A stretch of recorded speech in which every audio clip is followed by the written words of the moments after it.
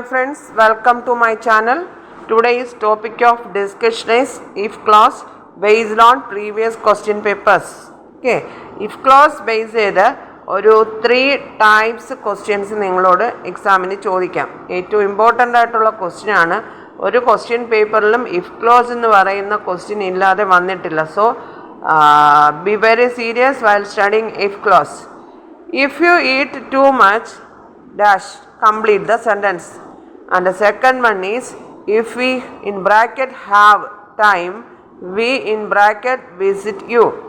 Use the correct tense forms of the verbs in brackets. Okay, bracket കൊടുത്തേക്കുന്ന verbsന്റെ correct tense forms use ചെയ്യുക എന്നുള്ളത് അതിൻ്റെ Malayalam meaning. And the next one, he would have completed his work if again complete the sentence. ഈ ഒരു 3 format അല്ലെങ്കിൽ 3 ടൈപ്സിലായിരിക്കും if close നിങ്ങൾക്ക് എക്സാമിന് ചോദിക്കുക. Okay, അപ്പോൾ at first question is if you eat too much. അപ്പോൾ ഞാൻ നേരത്തെയുള്ള വീഡിയോയിൽ അപ്ലോഡ് ചെയ്തിട്ടുണ്ട് ഇഫ് ക്ലോസിൻ്റെ ആ rules. Okay, if you eat means simple present tense.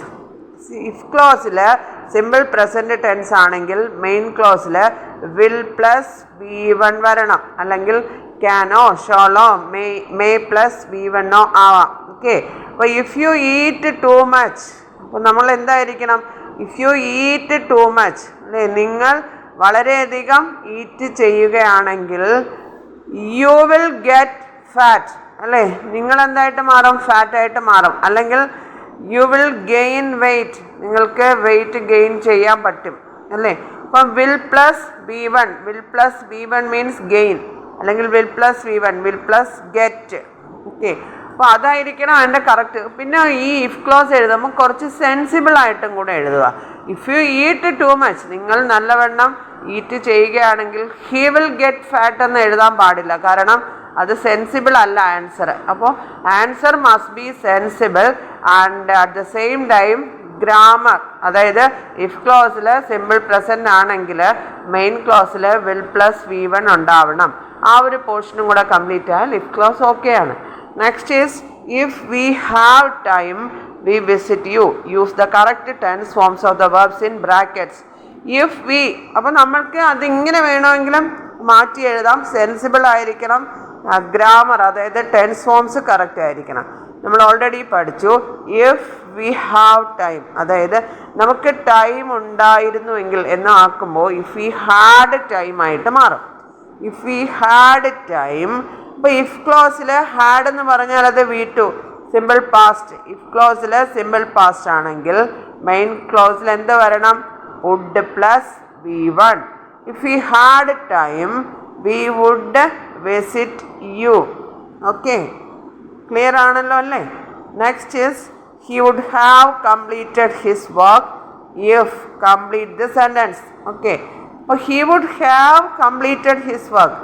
Would have completed, നമ്മൾ ഇതുവരെ ഈ വുഡ് ഹാവ് കംപ്ലീറ്റഡ് എന്ന് വന്നിട്ടില്ല. നമ്മൾ പറഞ്ഞത് വിൽ പ്ലസ് V1 വരാം, വുഡ് പ്ലസ് V1 വരാം. അതുപോലെ ഈ third impossibility he would have completed his work അല്ലേ, he would have completed his work.